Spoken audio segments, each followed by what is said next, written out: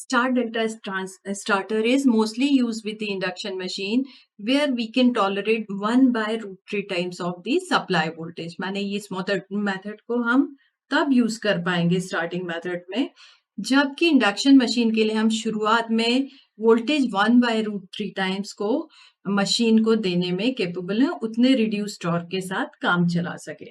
तो इसमें करते क्या है कि पोजीशन ए में all the same terminals of motor are short circuited. So उस टाइम वो बनेगा स्टार कनेक्शन और उसके बाद दूसरी पोजीशन जो पोजीशन बी कह लें हम उसमें डिसिमिलर एंड्स मोटर के प्राइमरी वाइंडिंग के कनेक्ट कर देते हैं या स्टेटर वाइंडिंग के एज डेल्टा कनेक्शन। तो मान लीजिए सप्लाई वोल्टेज या लाइन वोल्टेज VL है तो पर phase starting current in star connection would be VL by root 3 times Z1 where Z1 is stator impedance और अगर स्टेटर वाइंडिंग डेल्टा में ही डायरेक्ट कनेक्ट होती तो उस केस में starting current was I starting in delta VL by Z1। तो यहां पर 1 by root 3 times current reduce हो गया। ऐसा करते कैसे हैं उसके लिए हम स्टेटर फेजेस पर triple pole double throw switch का उपयोग करते हैं और पहले इन वाइंडिंग्स को स्टार कनेक्शन के लिए ऑप्ट करते हैं। जब स्टडी स्टेट कंडीशन पहुंच जाती है तो switches are thrown to position for delta connection.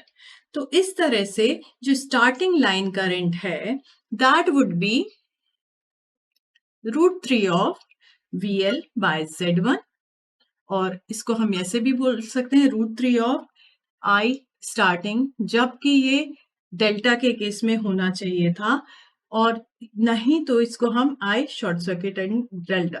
मगर अब हमने कहा कि हमने स्टार में शुरुआत में रखा है तो शुरुआत में जब स्टार में रख दिया तो मशीन का स्टार्टिंग करंट हम कह रहे हैं 1 बाय रूट 3 टाइम्स Z1 से घट गया और इसको हम इस तरह से भी रिप्रेजेंट कर सकते हैं डेल्टा के करंट के कंपैरिजन में।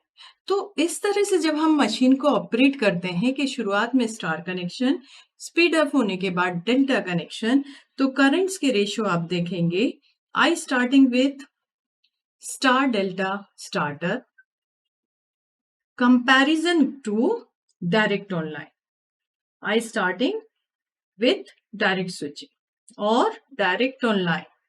तो we can see it is at starting it was connected in star while direct online it was root 3 time 1 by root 3 it was, so here it can be written as 1 IST is at star by root 3 divided by starting current while it was connected in delta।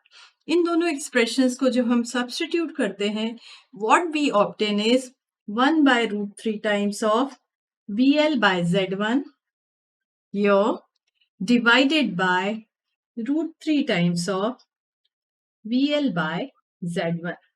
Okay, so here it can be taken up as 1 by 3. तो इस तरह से current star delta के case में 1 by 3 तक reduce हो जाता है। इसी तरह से टॉर्क को यदि हम कंपेयर करेंगे तो starting torque with star delta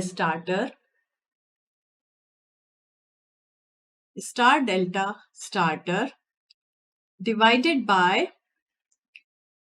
torque at direct online starting के टाइम। तो हमने देखा ये वोल्टेज V स्क्वायर से चेंज हो रहा है और वोल्टेज हमारा रिड्यूस हो रहा है by root 3 times.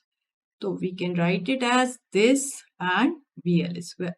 So what we are obtaining is torque is also reduced by 1/3. So if you are capable to get this effect, then you can use star delta starter.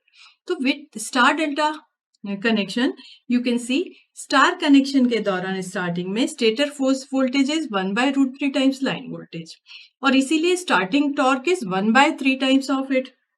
And this is a very large reduction in starting torque. The reduction in voltage will remain fixed. So all methods of stator side starting can be implemented with the only squirrel cage induction motor rotor. मगर इसके बाद हम यदि कहें कि हमें अब wound rotor motor पर भी ये सारी मेथड इम्प्लीमेंट करनी है, it won't be possible. We have to go for some different method that we will see in next point.